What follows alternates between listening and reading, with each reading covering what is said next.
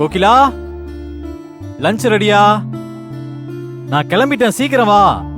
Ready ready ready ready வந்துட்டங்க. இந்தாங்க, எல்லாம் ரெடியா இருக்கு. இங்க பாருங்க, சின்ன புள்ள மாதிரி மிச்சம் வச்சுட்டு வராதீங்க. நானே கம்மியா தான் வச்சிருக்கேன், முழுசா சாப்பிடுங்க. நல்லா கம்மியா வச்ச. இப்படி சாப்பிட்டேன்னு வச்சுக்கோ, நீ குடுக்கற டிஃபன் பாக்ஸ் மாதிரியே நானும் கும்முனா ஆயிருவேன். பரவாயில்ல, ஆகுங்க. சரி, நீ என்ன சொல்றியே, நீ ஒழுங்கா சாப்பிடுறியா?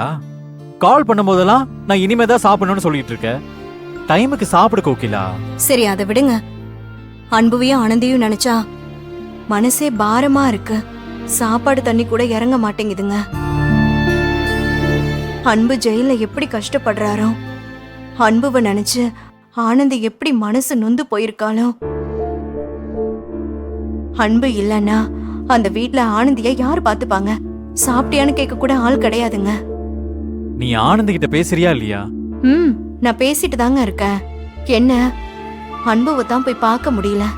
சகலதான் வர வேணான்னு உறுதியா சொல்லிட்டாரு. இல்லன்னா நம்ம போய் பார்க்காம இருப்போமா?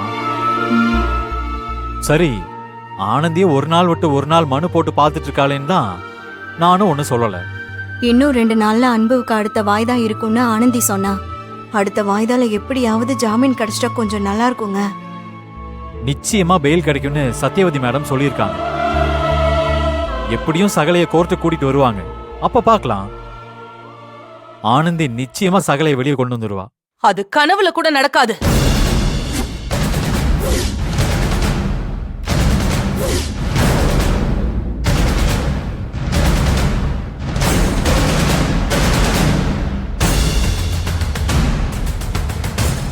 அம்மா, உள்ள வாங்கம்மா.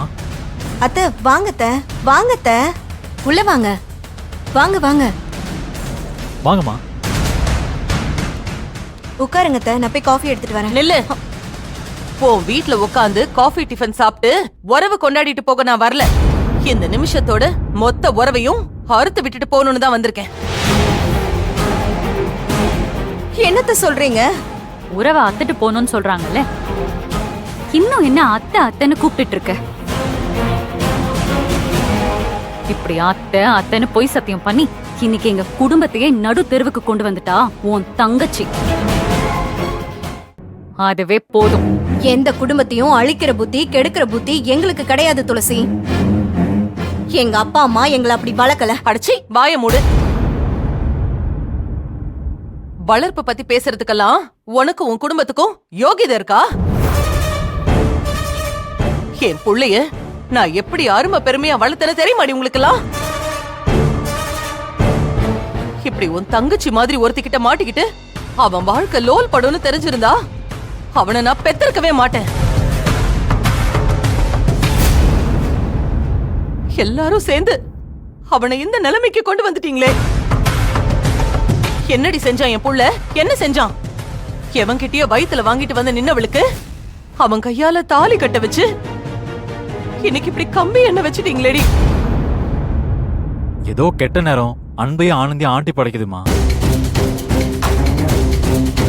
அன்பு மேல எந்த தப்பு இல்ல நிரூபிச்சு ஆனந்தி சகலை வெளியே கொண்டு வந்துருவாமா. அந்த மகேஷ் கூட சேர்ந்துக்கிட்டு எல்லாத்தையும் திட்டம் போட்டு செஞ்சிருக்கிறவளே ஆனந்தி தான். ஏய் துளசி, இதுக்கு மேல என் தங்கச்சியை பத்தி ஒரு வார்த்தை பேசின மரியாதை கெட்டுரும். ஏய், உன் தங்கச்சி என் குடும்பத்துக்கு கொடுத்துட்டு போயிருக்கிற கௌரவத்தை பார்த்துட்டு அப்புறம் மரியாதைய பத்தி பேசு.